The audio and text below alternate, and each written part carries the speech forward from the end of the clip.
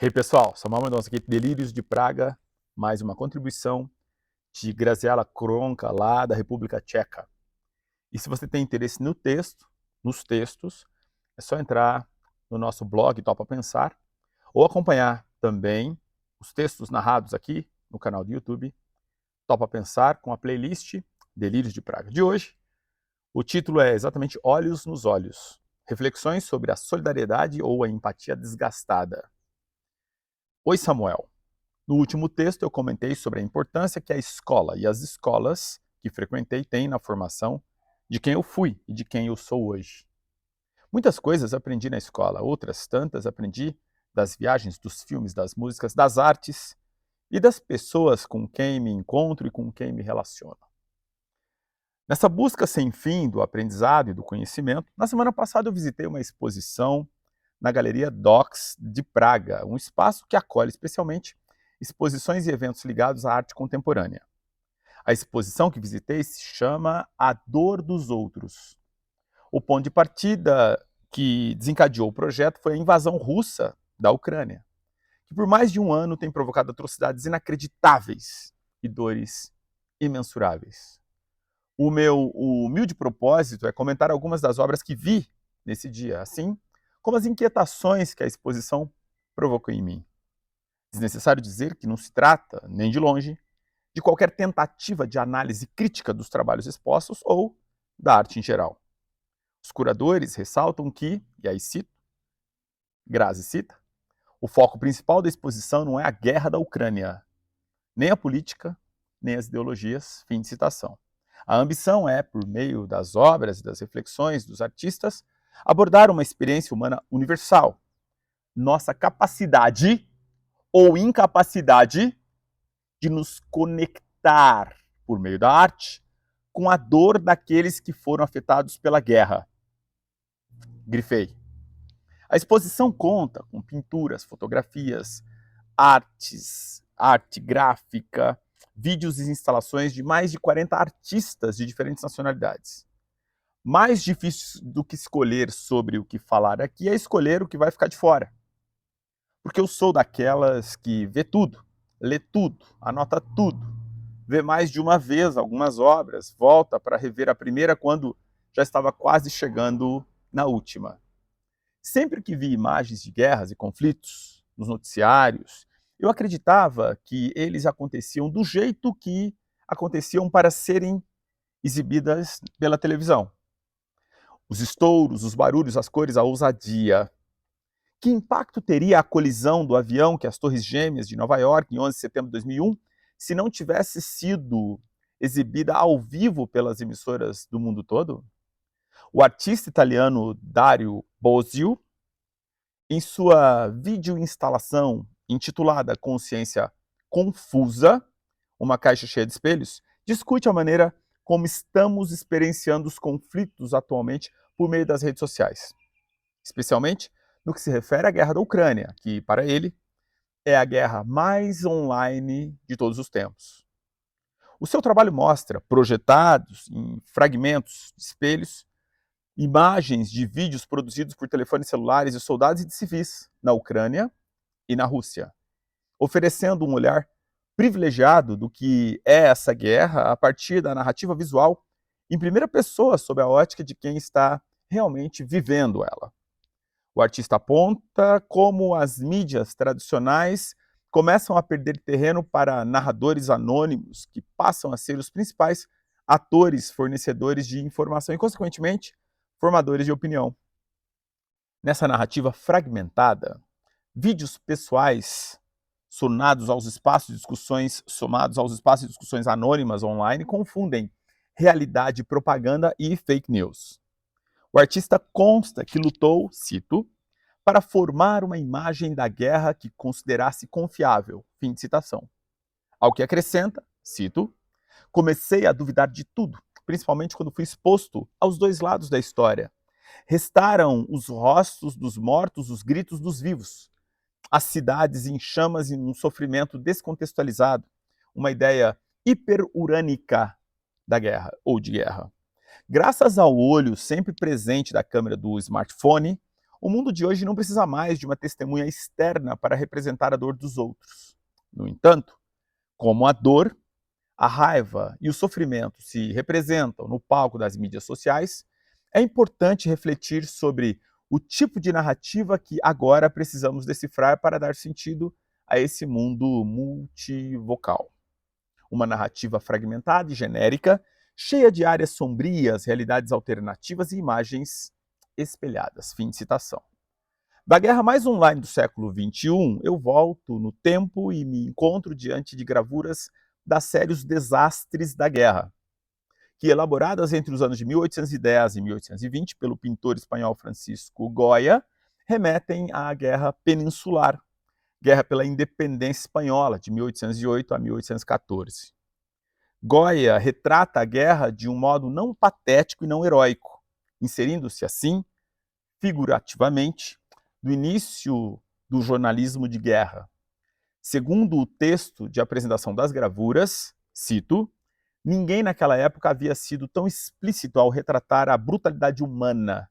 As visões de Goya não tinham nem a grandeza do Renascimento, nem o pathos barroco. Elas eram representações documentais da realidade vista. Fim de citação.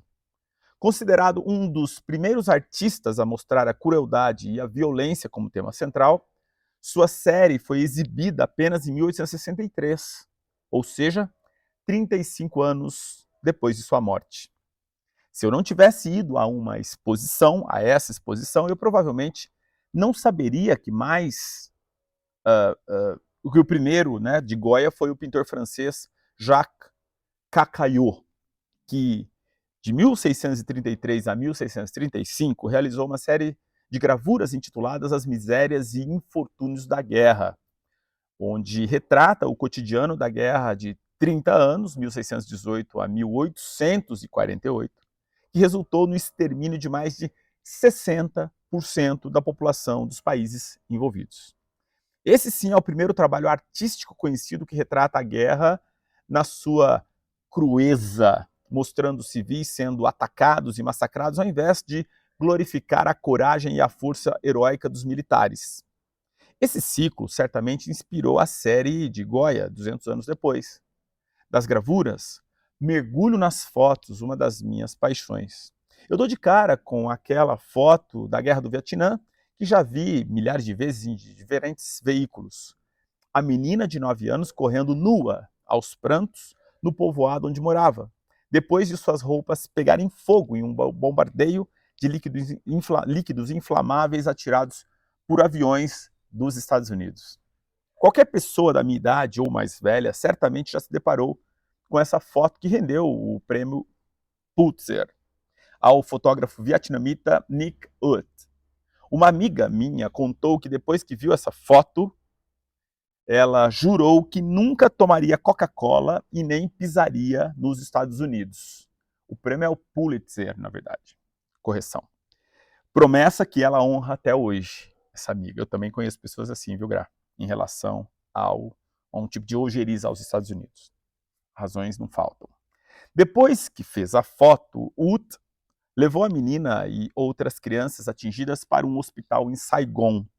Não consigo ver essa foto sem pensar naquela feita em 1933 pelo sul-americano Kevin Carter, que retrata uma criança faminta sendo observada por um urubu no Sudão. Foi publicada pouco antes de eu ingressar na faculdade de jornalismo e foi assunto de inúmeros debates sobre os limites da ética, assim como a foto de Ut e tantas outras fotos feitas dos cenários de tragédias. Outra criança foi imortalizada pelas lentes de Will Brasse, polonês que ficou conhecido como fotógrafo de Auschwitz. Prisioneiro do campo de concentração, ele foi designado para dirigir um estudo de fotografias de identificação. Na exposição, pude ver a fotografia de 1942 intitulada Prisioneira 26947, que retrata Czeslava Kwoka. Meu tcheco não é muito bom. Uma garota de 14 anos de idade, vestindo o uniforme listrado do campo de concentração. Sobre esse dia, Brassi relatou, cito, Uma garota tão linda, tão inocente. Ela chorava, mas eu não podia fazer nada. Antes de a fotografia ser feita, ela enxugou as lágrimas e o sangue que saía, um corte nos lábios. Eu sentia como se eu próprio estivesse sendo atingido, mas eu não podia interferir. Teria sido fatal para mim. Não podia nunca dizer nada. Fim de citação. Pouco tempo depois, a garota foi executada, assim como tantos outros prisioneiros que ele fotografou. Brassi sobreviveu e tentou retomar o trabalho de fotógrafo quando retornou à sua casa. Mas, ao se ver, cito, assombrado pelos fantasmas dos mortos, fim de citação, ele nunca mais tirou uma foto.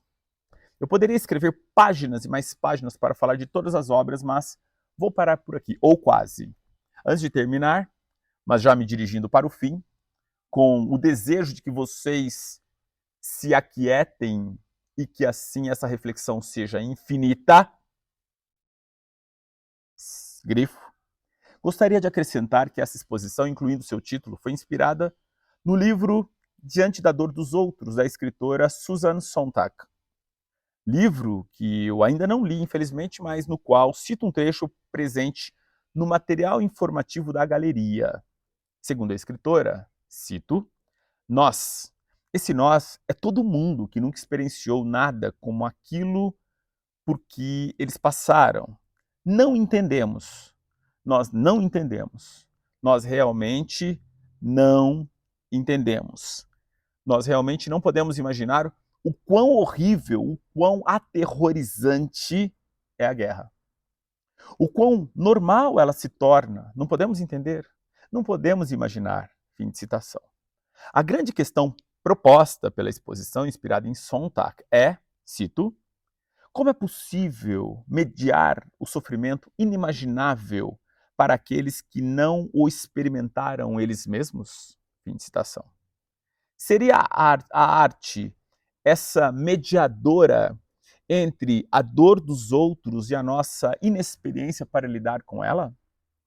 Qual a diferença entre influenciadores que, em busca de seguidores e likes, divulgam vídeos dos massacres das escolas, ou fotos da autópsia da cantora famosa e os artistas que retratam a crueza e a crueldade das tragédias?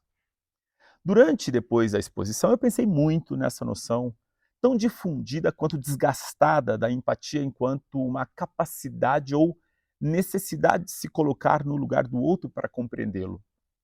Eu sempre tive implicância com essa definição de empatia. Se tem um ser humano sofrendo injustiça, se tem um animal sofrendo maus tratos, se tem uma floresta sendo devastada, se tem um oceano sendo poluído, se tem uma guerra destruindo, se qualquer terráqueo está sendo violentado, então eu não preciso me colocar no lugar de ninguém e de nada, porque a minha própria vida está também em risco. Quando eu tento me colocar no lugar do outro, eu caio no risco de pensar que o compreendo e posso cair na compaixão de acabar oferecendo caridade onde se espera solidariedade. Vamos voltar a esse trecho? Ouça quantas vezes você precisar e eu vou repetir pelo menos uma. Eu sempre tive implicância com essa definição de empatia, Gra dizendo, nessa perspectiva do colocar-se no lugar do outro, que é bem comum, clichê, diz ela. Se tem um ser humano sofrendo injustiça, se tem um animal sofrendo maus tratos, se tem uma floresta sendo devastada, se tem um oceano sendo poluído, se tem uma guerra destruindo, se qualquer terráqueo está sendo violentado, então eu não preciso me colocar no lugar de ninguém e de nada, porque a minha própria vida está também em risco. Grifei, acentuei, repeti para marcar. Quando eu tento me colocar no lugar do outro, eu caio no risco de pensar que o compreendo, e posso cair também na compaixão e acabar oferecendo caridade onde se espera solidariedade. Eu não senti a dor de ninguém durante essa exposição. Não compreendo o incompreensível que é uma guerra, mas todas as atrocidades ali exibidas despertaram a minha dor. Não senti a dor dos outros, mas diante da incompreensível dor dos outros, eu senti a minha dor. Depois de mais de 5 horas andando, olhando, escutando, escrevendo e refletindo, eu me sentia derrotada pela minha própria guerra. A lombar queimando, os pés latejando, as mãos com cãibra, os olhos cansados, a alma dilacerada. E, ainda assim, quando saí da sala, tentei assistir mais uma vez a um filme que estava sendo exibido ao lado, como propaganda ao mesmo tempo paralelo e conectado com a exposição. Trata-se de um filme intitulado Memórias Frescas, o olhar feito por Andrei Moravec, cineasta e roteirista tcheco, e Volodymyr Kolbasa, cineasta ucraniano. Recorrendo à tecnologia da realidade virtual, o filme nos transporta para escombros de uma das primeiras cidades ucranianas bombardeadas pelas tropas russas. Enquanto observamos a destruição, de repente, nos vemos diante de alguns dos moradores dessa cidade, os quais, olhos nos olhos, nos desafiam a prestar atenção em suas emoções e suas perdas. Eu vi o filme 2 vezes seguidas, porque da primeira eu me distraí com os detalhes, com os destroços, e me senti desrespeitosa por desviar meu olhar dos olhares deles. A minha vontade era de abraçá-los e de pedir desculpas por não poder sentir as suas dores. Dario Pozzi, o artista italiano mencionado no início desse texto, disse que, cito, todo mundo é capaz de sentir empatia. A grande diferença nas pessoas é se alguém escolhe fazer algo a respeito ou não. Fim de citação. Voltamos assim a Toni Morrison e ao abismo que há entre se sentir tocado e se sentir movido. Olhar nos olhos de quem sofre uma dor que não conhecemos pode ser um bom começo. Mais do que isso, é essencial. Graziella em Praga, em 20 de abril de 2023. E estou aqui no dia 27, repercutindo esse texto agora para que ele possa ser lido por mais pessoas, eventualmente ouvido, se você quiser compartilhar e já se inscrever no canal, está aqui o convite. Para variar, em todos os casos, Grazi deixa aqui as suas fontes e referências, que estarão todas as fontes e referências, assim como o texto, tanto no blog, como também no comentário desse vídeo no YouTube. E aí, topa pensar? Delírios de Praga é a coluna de Graziella Kronka, da República Tcheca. Grazi, obrigado. Que a gente não fique só nos discursos, porque você está nos convidando à mobilidade. Vamos juntos. Até.